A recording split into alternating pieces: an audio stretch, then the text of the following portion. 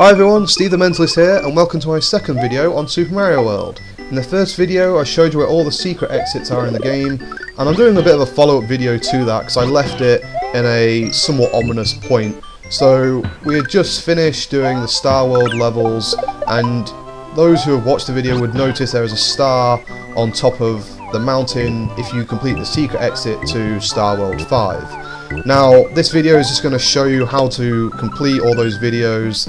I did this mostly in one take, there are a couple which were a problem.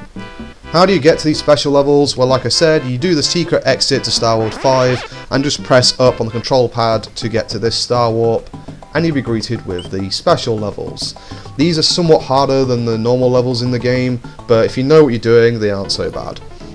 Let's start with Gnarly. What you want is either a purple Yoshi or any Yoshi really, and get that purple shell on the other side, which you can just reach with Yoshi's tongue. Now, all you have to do is simply fly up between all these platforms like I did. I did a pretty good job there actually, considering it was the first time I did it. You can spit out the shell as well to make the fall a bit quicker. I don't know why I didn't, I just kind of wanted to show you there's not really much on the right hand side. You don't need to do this with a Yoshi, it just makes that level, at least that bit a bit quicker. When you come out, there'll be two purple P-switches and a silver one. Press one of each and you can pick up the second purple P-switch if you want. I decide not to, there's not really much need, it just makes things a bit easier if you're a bit cautious. The silver one just makes that the key to throw silver coins out, the purple one gives platforms that you can jump on. But Gnarly's pretty straightforward, you shouldn't have too much of a problem with it. Where you might struggle is with Tubular. I think this is the hardest level in the game, especially if you do it the way the game wants you to, which I'll explain. So, get past all these enemies. Again, this isn't so hard, it requires a bit of jumping practice. Where that P switch is, underneath is a P balloon. You're supposed to press the P switch, get the P balloon, and fly between all these obstacles. Pretty hard, I'd say. Instead, get yourself a purple Yoshi and a cape, jump on the enemies on these one blocks, and grab a Koopa right about here. The advantage of doing this is you get a bit more freedom of movement when you have Yoshi flying rather than the P balloon, and you can see there's a lot of stuff going on here. You're supposed to also pick up more P balloons to actually get through the level, so I mean it's quite hard to jump off and get that Koopa as well without dying, but I think that's a bit easier and a bit quicker. Onward to Way Cool, and what you should be doing is jumping on that platform and then hitting these on-off switches to change the direction the platform goes in. I made a bit of an error here, I just took a gamble, and you can see I'm a bit dire straits, I don't really know where I'm going. I really did kind of take a chance on this level, and I'm just looking for things that I can hop on. There's no more moving swords, which was a shame. But with Yoshi, you can at least hop on these enemies without taking damage, which is the saving grace for me in this level. The quicker way of doing it than I've done it with Yoshi is just using the cape and kind of flying at the top past all these enemies. If you can fly pretty well with the cape, that shouldn't be a problem. If you struggle to do that, you can just do it the normal way of, you know, just going on the platforms and these ropes, etc. The Yoshi does make this very end a bit easier though, just because you don't have to keep kind of jumping off that moving rope to avoid the enemies. And again, not too hard. Again, it's not really the easiest either, but you can do worse. Onwards to Awesome. Awesome is fairly straightforward as well. It's a bit more platforming heavy, but it's okay except from the end. Now, again, it's tried old tested strategy of purple Yoshi, pick up a shell, you can fly past all this stuff. I go back here to try and pick up that shell because I wanted to get a bit more flight time. I messed it up and I messed it up again here. There is a green shell that's sitting down on its own, which is very much prime for picking up with a Yoshi, particularly the purple one, which is coming about here. So you're supposed to really pick that one up, but I didn't know it was coming because again this is the first time I did it. Also, that question mark box I'm fairly certain contains a star. Depends on your point of view as to whether that makes the level easier. There are a lot of one block platforms like here, and there's also another one here. You can argue the star means you can't get the jump off that final paratrooper, and it just makes it a little bit more difficult that way. On the other hand, the star means you can run through all those enemies and not get hit. So try it with both ways, see what you fancy. I kind of prefer to do it with the star and a cape. Now, this level you might recognise it's the opening to Super Mario World. You can see there the one of each different coloured Koopa Troopers. Basically, all you want to do is get yourself a Yoshi and fly above all this stuff, particularly the purple one. You can pick up that purple shell, really, so it doesn't matter the colour. Purple Yoshi just makes it a little bit easier. You don't have to rely on the purple shell. And I would definitely recommend a Yoshi of any colour in this level, because there's a lot of these pokies which you want to eat up like I do here. I got myself in a bad situation here, and I managed to just jump at the right time to get through all those baseballs from the charging chucks. That's really the only problem with that level, actually. And if you take your time with it, the pokies aren't that bad. You just eat them up with a Yoshi that I kind of flew over. Now, Mondo is one of my least favourite of the special ones because it's a water level. I don't know about you guys and girls, but water levels really are terrible in almost every game they're in.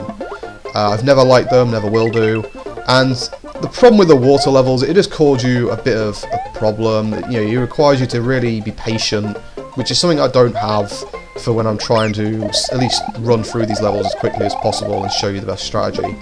Again, you should have a fire flower for this level, ideally. The cape doesn't give you much room for manoeuvre against the cheap in the water, but it does mean you can fly in cases like that, and you could have flown from the ground and jumped past all this level. You can even go on the ground there if you like. But a purple Yoshi, again, you can find the Koopa shell and fly over the latter half of the level. And again, fire flower would really help here. I just kind of got lucky that there was a Koopa shell. But it's not too hard. The only hard bit is this bit where you've got to avoid the hammers and the plants that are lining the floor. But if you have a Yoshi, it at least gives you a buffer in terms of a one-hit survival. But again, it's not the worst, but it's not the best either. Outrageous, however, is arguably one of the worst levels. I think Tubular is worse personally, but Outrageous really isn't hard either. Sorry, hard? Easy, I should say. So, what you should do is, you really shouldn't have a Yoshi for this level, which I'm going to show you a playthrough of afterwards. Basically, when I've got the Yoshi, I'm too busy trying to pick it up. I get hit by the fire, there's bullet bills coming left, right and centre, and you're supposed to pick up that spring there and take it with you. I forgot, and I really just made a mess of this level when I just did it. So you'll need the spring to get to that point. You don't need Yoshi to carry the spring. Again, it just gives you a one-hit buffer to make your life a bit easier.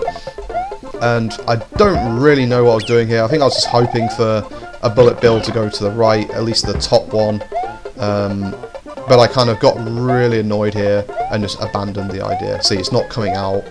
So I just jump off Yoshi's back, which you can do, but it means you lose Yoshi, so that's up to you. And I basically try my hand at doing the level as Mario rather than Super Mario or any of the power-ups. From this point on, it's not so bad. Here, it's a bit of a leap of faith through enemies. You do a natural arc through them as they fall, though, so it's not so bad.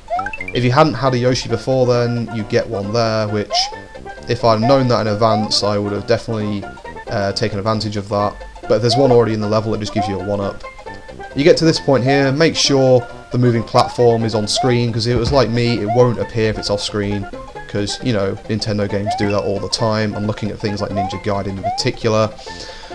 Anyway, back to the game, just get past all these enemies, not so hard, but then you get to this bit, and it's very easy to die here. I mean, I'm going back and forth, I'm really kind of struggling here.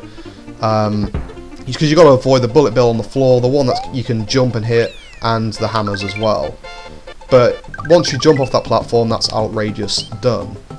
What I'm going to show you now, before I do Funky, is the other way I would do the level. So get Mario with a cape and fly over the level. Some people may find it cheap, as it is, to use the purple Yoshi and the shell and fly over everything, but I mean, this level's hard. I mean, you can try and do it the normal way if you like, but I just think it's a bit of a death wish. I got hit by the hammer there, but I didn't take any damage because I was in mid-flight. That actually gave me a bit more of a run-up and restart the flying, which makes this level a bit easier. I'm not too good at doing the infinite flying technique on the SNES controller. Anyway, so that was a digression. On to Funky, the final level. Funky isn't hard. It's also, this can be a bit tricky generally, I suppose. So you can see I did this attempt when I just finished Outrageous the first time I showed you. So I'm doing it with no power-ups at all, so it can be done. You just got to be a bit careful. You might want to pick up a shell like I've done for a bit of protection. You will need a mushroom here though, because you see those 2 yellow blocks. You're supposed to do a screw jump through them. And otherwise, I'm not really sure how you get round actually. You may just have to have a feather or something, but if you're normal Mario like now, you're pretty screwed if you get to that bit. A lot of platforming here. The worst thing about this level is the time. You start off with 200 game seconds. I was hoping for a power-up in there, obviously there wasn't. And you just got to run as fast as you can. What doesn't help is these flying Koopas. So you got 2 coming from the right, 1 from the left, there's another one coming from the left about now. And you just basically got to keep running. The game is relentless. If you stop for too long, you'll just get bombarded by those flying Koopas. It's a lot of jumping, and you've got to make sure you get the timing right. But I'd still say it's generally easier than any of the other special levels. Again, you could hit that question mark box. No doubt it gives you a power-up of some kind. And I was just too conscious about time finishing the level. But you'll get to this point, the coins will spell out you are a super player, which I think after doing all the special levels is a fair assumption. And that's all the special levels done. Now, what I'm going to show you is, once you've done all the levels, you can do this actually beforehand, I just kind of wanted to spend a bit of time and show you, is if you sit in the special levels for about a minute and a half, then you'll hear some special music play. So it should be kicking in right about now or so. I can't remember exactly when I timed it to start, but if you listen to the background, it should sound like kind of Caribbean, I suppose. Anyone want to correct me on that, feel free. Kind of Caribbean sounding of the Super Mario Brothers theme tune. Sounds pretty cool actually, and I know I'm talking kind of all over it so you can't really hear it, but if you've got Super Mario World, go ahead and try it. You say you have to sit for about a minute and a half. It is a little bit longer than that, I didn't time it exactly. But when you hear it, I think it's kind of worth it. It's just a nice little Easter egg in the game. What I'm going to show you now is once you complete the special levels, you'll see the overworld changes colour palette. So you see Yoshi's Island becomes orange, Donut Land also becomes orange as well, other levels will change. And also enemy sprites will change, so Koopas become Mario heads, which I always found a bit weird, I don't know about anyone else. And there are also other enemy changes as well. So when I did Outrageous for the second time, those who are eagle-eyed would have seen that the piranha plants changed to kind of pumpkin heads, I suppose you'd call them. Also bullet bills will change to what they call pidgets, which are, well, pigeons that fire out of cannons, which is kind of funny. And if you really like these changes in the colour palette, I suppose you can do Star World as soon as you complete the Donut Ghost House, or the Secret Donut Ghost House, whichever one it's called, I can't remember. I just wanted to do everything in the order that most people would be presented with. And the colour palettes, etc. don't change anything. It just kind of gives a new skin on the game, and if you want, you can play through the entire game like this. It's really up to you. Anyway, so that was my video all about the special levels, and that concludes the second video I've done on Super Mario World. Hope you guys enjoyed the video. I'll be making more videos, maybe not necessarily on Super Mario World, but just on video games in general. That's what my channel's about. So if you like the video, please do give it a thumbs up. And also, if you do really like the video, I should say, then feel free to subscribe to my channel. I've been Steve the Mentalist. Thanks for watching.